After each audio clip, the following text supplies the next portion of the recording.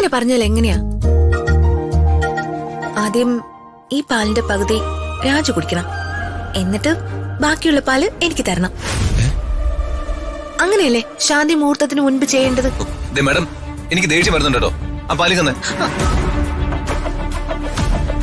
നമ്മൾ രണ്ടാളും ശരിക്കും വിവാഹം കഴിഞ്ഞെന്ന് ഓർത്താ ഇവരിങ്ങനെ ശാന്തി മുഹൂർത്തം നടത്താൻ തീരുമാനിച്ചെന്ന് ഞാൻ ഓർത്തില്ല.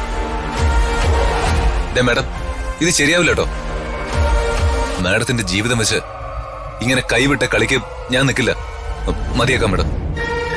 മാഡം വാ, നമുക്ക് വർമ്മ സാറിനോട് എല്ലാ സത്യവും തുറന്നു പറയാം. ശരി രാജു, നമുക്ക് അച്ഛനോട് എല്ലാം തുറന്നു പറയാം. സത്യമാണോ മാഡം? സത്യം. എങ്കി വാ. ധൃതി വെക്കാതെ രാജു.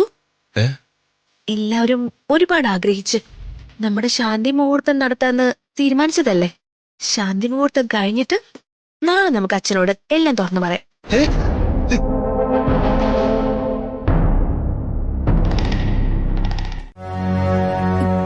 രാജു, എന്തത്?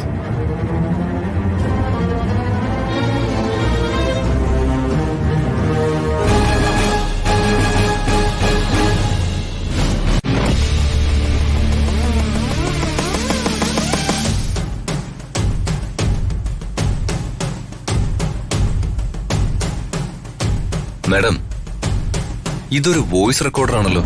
അയ്യോ, അപ്പോ നമ്മളിവിടെ സംസാരിച്ചതൊക്കെ ആരെങ്കിലും കേട്ട് കാണോ? ഏയ്, ഇത് ലൈവായിട്ട് ആക്സസ് ചെയ്യാൻ പറ്റുന്ന ഡിവൈസ് ഒന്നും അല്ല. ഇതിവിടെ വെച്ചത് ആരാണെങ്കിലും തിരിച്ചെടുത്തത് പ്ലേ ചെയ്താൽ മാത്രമേ റെക്കോർഡായ വോയിസ് കേൾക്കാൻ പറ്റൂ. ഇത് അമ്മായിയുടെയും ദീപകിന്റെ പണിയായിരിക്കും.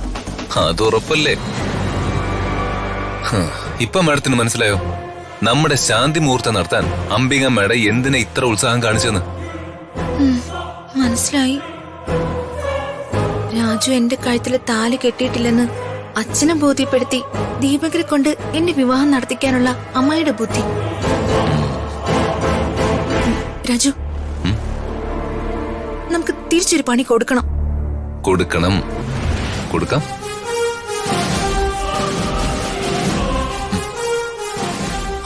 ഋതിക മാഡം, ഞാൻ ഈ ഡിവൈസിലുള്ള റെക്കോർഡ് ആം വോയിസ് എല്ലാം റീസെറ്റ് ചെയ്തു. ഇനി നമ്മൾ സംസാരിക്കുന്നതായിരിക്കും നാളെ നമുക്കെതിരായി അംബിക മാഡം വർമ്മ സാറിന്റെ മുമ്പിൽ അവതരിപ്പിക്കാൻ പോകുന്നത്. ദീപക് പറഞ്ഞതിൽ എന്തെങ്കിലും സത്യം ഉണ്ടാക്കി അതിപ്പോ ഇവിടെ വെച്ച് തുറന്ന് സമ്മതിക്കുന്നതാണ് നല്ലത്.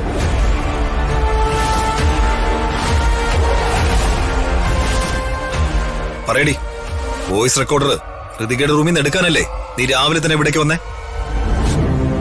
ദീപകെ, രമ്യ വോയിസ് റെക്കോർഡർ ഋതികയുടെ റൂമിൽ കൊണ്ട് വെക്കുന്നത് നീ കണ്ടോ?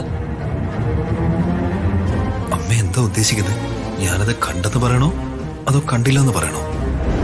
എടാ, നിന്നോടല്ലേ ഞാൻ ചോദിച്ചേ. ഋതികയുടെ മുറിയില് ഈ നിൽക്കുന്ന രമ്യ വോയിസ് റെക്കോർഡർ കൊണ്ടുവെക്കുന്നത് നീ കണ്ടോ? അമ്മേ, അത് ഞാൻ... പ്രതാപ, വെറുതെ ഒരു സംശയത്തിന്റെ പേരിൽ രമ്യയാണ് ഇത് ചെയ്തതെന്ന് നമുക്ക് ഉറപ്പിക്കാൻ പറ്റില്ല. ഈ ഇടയ്ക്ക് പുതിയ 7 പേരെയാ നമ്മൾ ഈ വീട്ടിലേക്ക് ജോലിക്കെടുത്തത്. അവരാരെങ്കിലും ആയിക്കൂടെ ഇത് ചെയ്തത്? ഈ കിടക്കുന്ന വോയിസ് റെക്കോർഡറിന്റെ പിന്നിൽ ആരാണെന്നേ ഞാൻ കണ്ടുപിടിച്ചോളാം പ്രതാപ.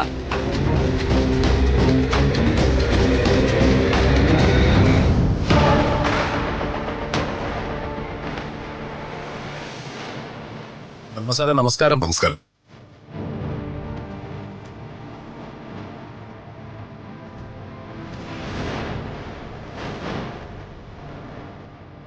Congratulations sir. എന്താ ഇതൊക്കെ? എന്താ വിശേഷം? അത് ശരി, അപ്പൊ വർമ്മ സാർ ഒന്നും പറഞ്ഞില്ലേ? ഇല്ല. സുകുമാര സാറ് വർമ്മ സാറിനെ വിളിച്ച് പറഞ്ഞു കാണുമെന്നാണ് ഞങ്ങൾ കരുതിയത്. ഓ, ഫോൺ സൈലന്റിലായിരുന്നു. സുകുമാരൻ സാറിന് മിസ് കോൾ ഉണ്ട്. വർമ്മ സാറേ, പാർട്ടി വരുന്ന ഇലക്ഷന്റെ സ്ഥാനാർത്ഥികളെ തീരുമാനിച്ചു. നമ്മുടെ മണ്ഡലത്തിൽ ഇത്തവണയും വർമ്മ സാർ തന്നെയാണ് സ്ഥാനാർത്ഥി.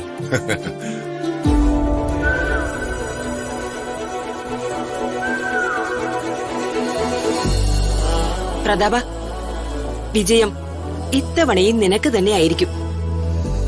ചേച്ചിക്ക് ഒരുപാട് സന്തോഷമായി. ചേട്ടാ കൺഗ്രാറ്റ്സ്. Thank you.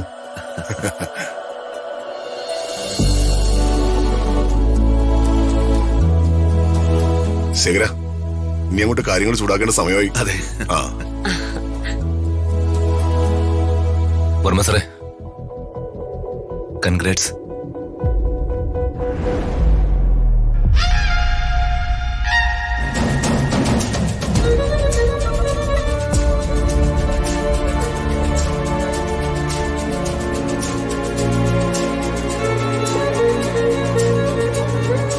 വർമ്മ സാറേ, ഇത്തവണ എന്റെ ഒപ്പം നിന്ന് ഇലക്ഷന്റെ എല്ലാ ചുമതലയും നോക്കി നടത്തുന്നത്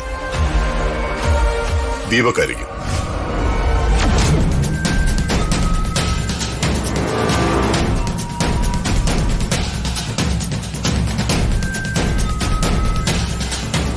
ചേച്ചി, ചേച്ചി ആഗ്രഹിച്ചതുപോലെ ഇവർക്ക് വേണ്ടി നടത്തേണ്ട ചടങ്ങുകളൊക്കെ കഴിഞ്ഞില്ലേ?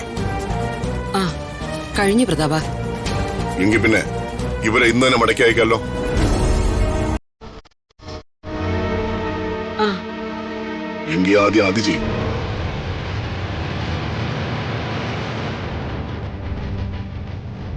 വരും. ആ ശരി സാർ.